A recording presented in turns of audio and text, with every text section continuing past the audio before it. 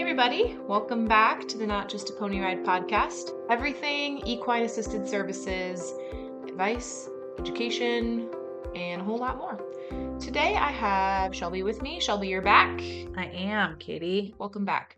We are going to talk about equine welfare today. My favorite topic. It's a hot topic. The reason why we were compelled to talk about this today is because we actually just did a grant through the American Quarter Horse Foundation, and they are shifting a focus towards equine welfare in equine assisted services, which I think is stellar. The fact that we are starting to get some traction from outside organizations that aren't necessarily like not PATH or CHA or people who are directly involved in EAS, but an outside organization that wants to look at equine welfare within our field. Shelby, why? It's a loaded question, but what are we talking about when we're talking about equine welfare and why is it important? So I think I want to go back and reflect on what you just said, Katie, and that equine welfare and the EAS industry is starting to gain light from outside organizations. And I think this is a super important thing that I don't want to graze over in this podcast, and I don't want people in our industry to be taking lightly. Um, in the EAS industry, we are potentially one of the most public sectors of the equine world. There are very, very few other areas in the equine world where there's a large number of lay people that are coming into your barn and dealing with you from a daily operations standpoint. So we have areas like the horse racing industry or horse shows or a lot of other places, but most of the people there, Consuming that yeah, sport. have some, even in the racing industry, they're not in the barns Mm-hmm. every day. They're coming to spectate, yeah, and it is an entertainment industry, but they're not in the barns. Mm-hmm. We are one of the only sectors where we have lay people who are coming into our barns as participants and volunteers And and families yeah, and and donors. helping in an everyday fashion. Mm-hmm. The equine industry right now has a lot of eyes on it to Mm-hmm. make sure that as a whole, we're treating our horses appropriately and safely and being fair to them. And I think that's why our small little EAS industry within the horse industry is starting to gain a little bit more support, is Mm-hmm. because the horse industry as a whole wants to make sure that we're doing our best and really support us in this endeavor. I think they support what we do every day, but I think Mm-hmm. it's also very important to the horse industry as a whole that all of us be dotting our I's and crossing our T's when it Mm-hmm. comes to equine welfare. And I think there's something to be said about observers or people who come into our barns and see things, or we post a picture online Mhm. or whatever. So, like, what's the difference between me as a horse person seeing the photos, from your center or being in your barn versus a lay person seeing those Right. photos or being in your barn that might not have as much horse experience? Right. They aren't going to understand that maybe that horse has its ears in more of a resting position and it's not actually pinning its ears. They're not Mhm. going to understand that maybe that horse is a body condition score of a 4 because it has Cushing's and we're trying to navigate some metabolic issues. They're only going to see that your horse looks cranky and it's a little bit skinny. Mhm. And that's really not a good look for anybody in the equine Right. industry. But that's where it comes to us making sure that we're doing our best from a welfare standpoint and helping to educate the people who are in our barns and who are watching our social media pages and our web pages and things like that, and making sure we're always putting our best foot forward. Right. And like how many times have I seen photos of other centers or, things going on in other programs where it's like that horse is probably a saint. That horse is probably the steadiest Eddie that you could possibly have, but there may be some questionable things going on in Right. the photo, or the saddle is really crooked, or, things like that, that just because those horses are saints doesn't mean that we throw all the other things out the window, right? I mean, we really need to be paying attention to equine welfare, no matter how steady your eddy is, and no matter what you're doing with those horses. From a sustainability standpoint for your center, the better you are to your horses, the longer they're going to stick around Right. and be with you. And it's going to be cheaper to keep a horse than it is to bring in a new horse. We know that. Hmm. Um, I forgot what your first question was because I kind of weaved. We We bobbed when we should have we weaved. bobbed when we should have weaved. It's Um, just the whole why is it important, right? Like, I mean, like you just said, it's center sustainability, it's safety, absolutely, it's safety. you know? You've heard me say it a million times. A happy horse is a safe horse, and if we're not doing our best to make sure that our horses are not only content but happy and enjoying their jobs, we're Mhm. doing them a disservice. So that I mean that's something I would say equine welfare is one of the things I'm most heavily passionate about in this Mhm. industry and really trying to help educate people on how we can be doing better and what are best practices. And when best practices change, that's okay. We just have to change and keep up with it. There's Mhm. things that we did 10 years ago that looking back today, we're like, wow, we thought that was okay at the time, and now we know Mhm. better. There is no other industry or sector of the world, I feel like, that's more stuck in its ways than the horse industry. I would agree with Um, that. just because that's the way we've always done it doesn't mean that that's the way we should continue to do it. Yeah, absolutely. So I think things like going back to kind of some topics that we talked on when we submitted our grant application is things like saddle fit and setting weight limits and succession planning for your herd and integration and all the things that we talk about all the time on top of routine maintenance and cares and proper Conditioning. selection, conditioning, retirement practices, all of those things fall into equine welfare. And the better we are at all of those things, the better our horses are going to be every day. The Mhm. happier they're going to be every day. Absolutely. And if you look at it from a therapist or an instructor standpoint, you're going to get a much higher quality lesson. You're going to get a much better participant experience and much better participant success when our horses are happy and doing their jobs well, right? And so for me, it makes a difference that our horse leaders, like here at Hetra, we use the wand to lead our horses, which is really just an extension of our arm to help the communication with our horses so that we don't have to push and pull them around, right? If I was forced to do something when I went to work, I was forced to do everything and someone pushed and pulled me around, I would be cranky, Hmm. right? I not only would I be cranky, but also that's going to impact your horse's movement and the way that they perform within a session too, which for me as a therapist matters a lot. Yeah. Quality movement matters a lot for me. Absolutely. And I think that's another thing that goes back to the welfare, right? Serviceably sound horses. Mhm. And where do they fit in our industry? Because I firmly believe we have a spot in our industry for horses who are serviceably sound. We Mhm. absolutely, there's a spot in our industry for those horses who maybe can't go and do their previous career Mhm. from a soundness standpoint, but can come and work in our organizations and be sound to do the jobs that we need them to do. And at least at Hetra, we do expect a very high level of soundness from our horses. I can tell you from experience, I have a show horse that came and worked at Hetra for a period of time. And we had to put a lot of maintenance into her to keep her at the level of soundness we expected her to be Mhm. here when she's working every day and she's seeing maybe two or three riders. That was a lot on her. And at home, when she's at home, we don't have to put nearly the level of maintenance into her because she's not working that hard. She's Right. getting ridden two or three times a week.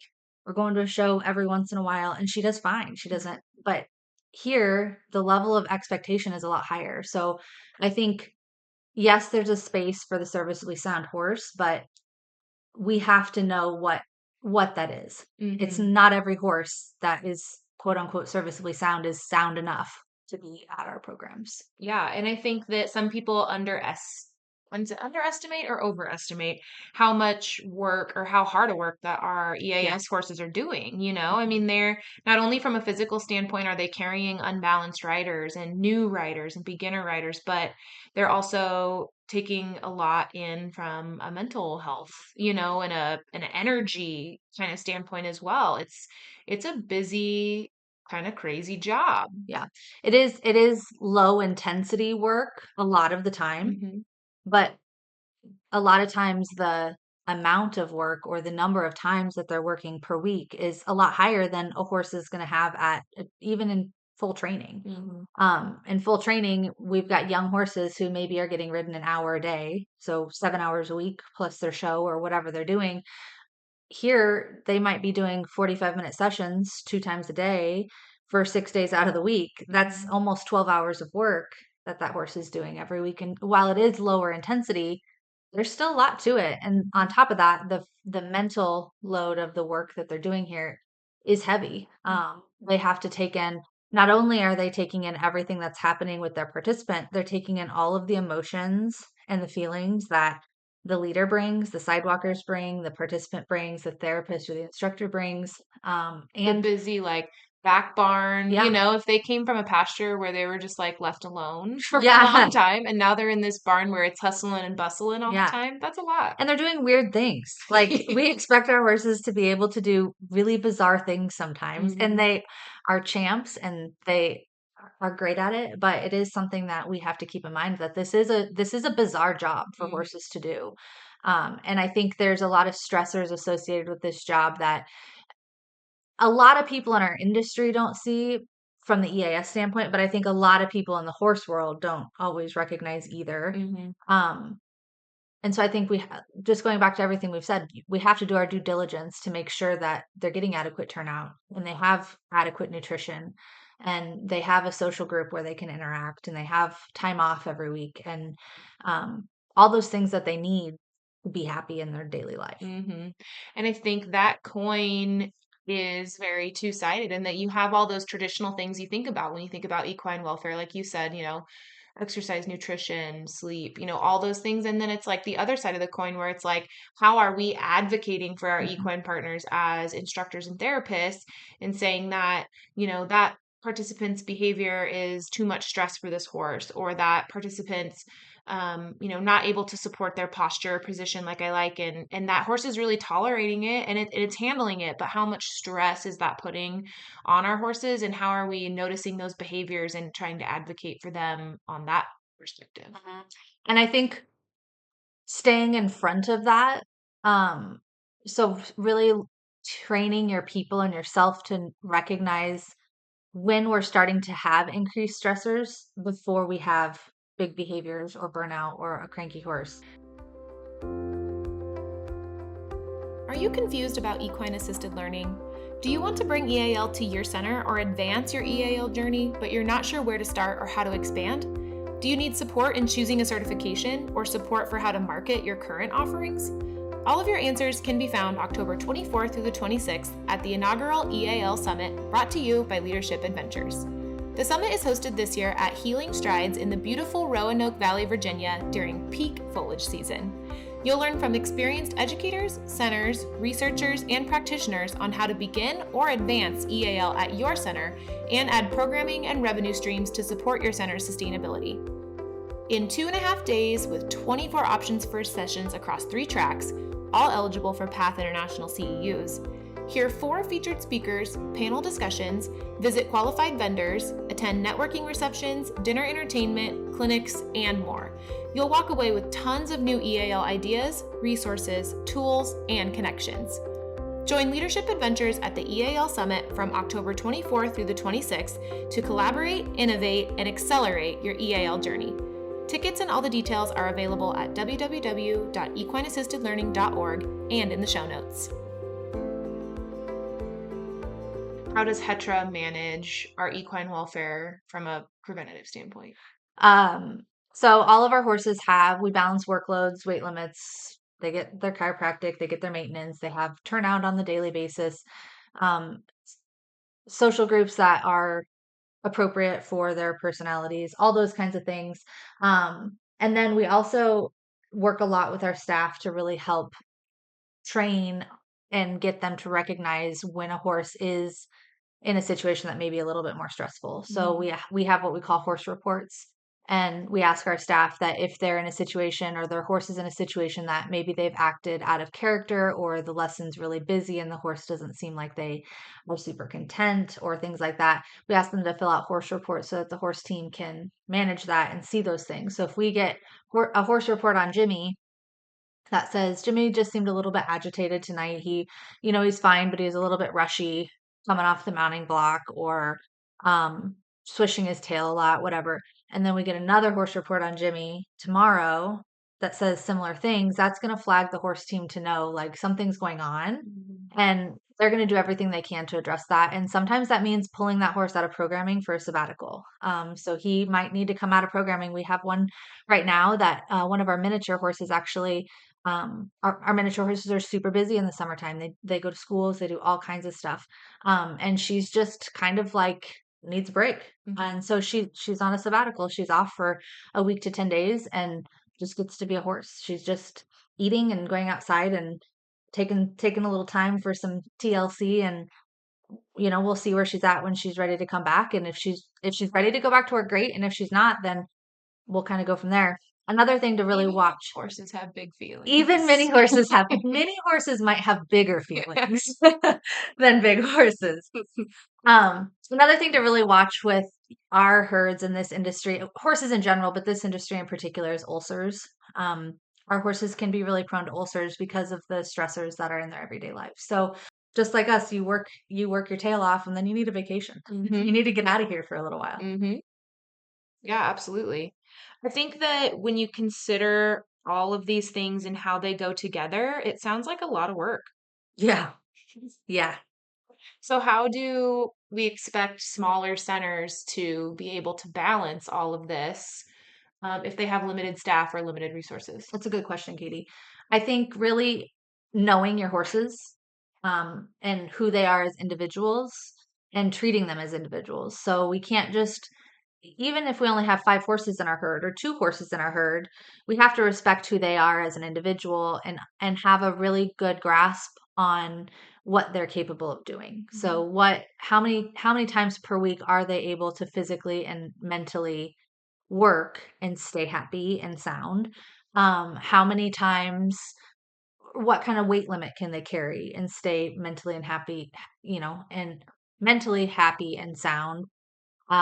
What type of rider do they enjoy working with is a big one. So we have horses here who they don't like sidewalkers. Mhm. They're great horses. They fill a really big need in our program, but they don't like sidewalkers. So if I had a smaller program that it maybe only had 2 horses, I would really have to look at, is that horse a good fit or not? Mhm. Because if they can't work with sidewalkers and half of my participants need sidewalkers, that might not be the fit. Yeah, that comes down to strategic planning, which you talked about. And I'll link a bunch of resources for folks here at the end too. But that's why I thought that your strategic planning talk was so valuable, is because sometimes those are tough things to Hmm. think about and like hard conversations to have with yourself. But for the sustainability and the happiness of your horses, if we're really truly looking at, are our horses happy, healthy, sane, and sound? Right. What are those tough conversations we have to have with ourselves? Hmm. And they are tough conversations because it could be your favorite horse. It could Mhm. be your participant's favorite horse, but if they are not happy doing the job, it's our responsibility to advocate for them and put them into a situation where they can be happier. Mhm. I think about it just like I do people. I wouldn't want, if my best friend is working in a job that they don't enjoy, I wouldn't want them to continue working there. Yeah. Like, as much as I love working with my best friend, if it's not a good fit, it's not a good fit. I don't want them to continue to be unhappy, and we owe the same service to our animals that we partner with every day. Mhm. It's profound. It's what makes our industry both beautiful and tricky. Yeah. Yeah, it is. And there's just so much that goes into it, both from a um like a hard skills standpoint, and then Mhm. also just like soft kind of intuition Mhm. standpoint. It does take a lot of time to develop those systems that are going to be right for your center. But there are ways to develop those systems for centers of all sizes, whether you have 5 participants in one horse or whether you have participants in 35 horses. Mhm. There's ways to develop systems to make sure that we are using equine best practices and staying on our equine welfare needs for our industry. Which overall just improves the credibility of our industry. Because I think that's something that we fight I wouldn't say fight, but we really deal with a lot of misconception and a lot of misunderstanding. And people are really, this is growing. Our industry is growing like crazy. And now it is our job at our programs, each and every one of you listening at your centers to put your best foot forward and make sure we're advocating for our horses and developing high quality programming and doing all that for the overall credibility of our industry as a whole. Yeah, I agree. And I think there's some misconception in the wider equine industry about what we do. And Mhm. I think that falls on us to educate people to what our needs actually are. Mhm. So I saw a post on Facebook that somebody had a horse that was a previous show horse and was not sound to show anymore and was really only going to be sound to be used or worked with at the walk.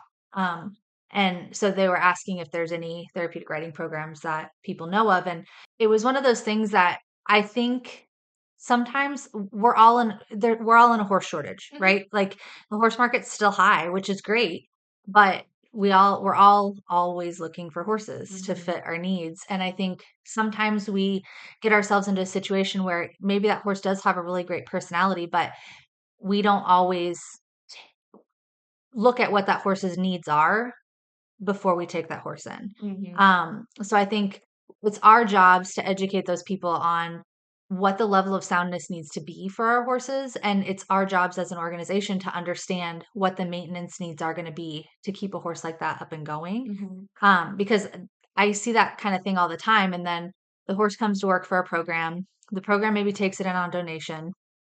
It's not sound enough to actually work at the end of the day. So then the program ends up this horse is only like 15 or something, ends up with a horse that's 15 and can't really work, but they can't really do anything with it. And so Mhm. they feed the horse for 10 years. Yeah. And, they end up with 10 horses like that, and that's not sustainable for your program. But I think we just get sometimes so in need of horses that we're willing Mhm. to take those kinds of horses in. So I think educating the public on what the level of soundness and what we need from our horses is big. Um, and then just understanding as a center what you're capable of maintaining because it's all expensive. Mhm. It doesn't matter what at the end of the day, horses are expensive and um And it might be that that horse is a great fit for your walk only yeah. program with your beginner riders, but you have to know as a center, like, yeah, this is what it's going to take every day. And we're going to Mhm. have to do injections or, Yeah, chiropractic or maintenance, therapeutic shoes and whatever it is, that's fine. And it might be a great mhm, fit, but are you willing to, number one, do you understand, mhm. what that cost and that, commitment is going to be? And two, is that a good fit for your center? Yeah. Yeah. So I think it's a lot of it's equine welfare is a lot about doing the right thing, but it's also a lot about educating Hmm. everybody. It's about knowing ourselves, what it costs to keep our horses, and where we need to be going as individual organizations and what we can afford. And it's also about educating the broader equine industry about what our needs are and Hmm. what the job these horses actually do is. Because Hmm. it's not just a pony ride. Oh no, she had to say it. They don't just walk around in a circle. It's so much more than that. Hmm. And so I think there's just a lot of education that has to happen in the equine welfare realm as a whole. Hmm. So at Hetra, we're trying to do that. Obviously, you can hear Shelby how passionate she is about it, and all of us here at Hetra really put our horses and participants are first when it comes to safety and happiness. So we have been developing a lot of curriculum around equine welfare, and we've started these Hetra University Live events, which are conferences that are based around education, not just for equine welfare, but anything that contributes to the broad spectrum of the equine assisted services industry. But we're getting ready for another Hetra University Live event here the first week in October. And we're really looking forward to it. We're going to continue to do those. I think the next one's going to be March 2025, and Mhm. it's going to be equine welfare centered. So come on out to Hetra and learn a couple things. I Yeah. mean, it's not a one size fits all situation. Not everything is going to work for everybody, but the best thing we can do for our horses and for our programs is just to learn different ways of doing things and pick and choose the things you like to help make your centers safer, more sustainable, more enjoyable places to be, not only for your horses, but your participants too. And helping each other. I mean, we're all working in nonprofit or with Hmm. nonprofits, and there's no reason to recreate the wheel. No. If we do something that works really well for your program, we want to share it with you. We want you to be able to take that home, and we learn stuff from people all the time Yeah. and that we take home and implement because it works. Hmm. So, I'm going to link some things in the show notes for you guys, just some of the equine welfare topics that we already have in our on-demand webinar base. And obviously, we're going to be adding some more and some information about the live events as well. Yeah, I'm really excited about the opportunity to host a like equine welfare specific Hetra University live in the spring. I think that'll be a really there's a lot of topics there, and I think it'll be really nice to have one conference that is solely dedicated to that. Like Mhm. there's always opportunities to go and to different things where, you know, you could go to a PATH conference or a CHA conference and get a little bit of a lot of things, but I'm really excited to be able to dedicate, I think we have 2.5 days 2.5 days. of solid equine curriculum, and Mhm. I won't have a voice No, by Shelby's the gonna end be of it. super, super busy, but it's good because she's a wealth of knowledge. So I hope everybody checks it out. Consider it as part of your, next adventure in education. And until then, we'll be here at hetrauniversity.org and on the podcast. So stop by anytime. Thanks, Shelby. That's all for today. But until the next episode launches, scroll down to the show notes and click on the link to get plugged in with us on Facebook, Instagram, or our exclusive educational club at Patreon. This podcast is presented by Hetra University, the educational arm of Heartland Equine Therapeutic Riding Academy in Gretna, Nebraska. Hetra University's mission is to provide high-quality educational offerings to the EAS community. Check out all the Hetra University has to offer at www.hetrauniversity.org.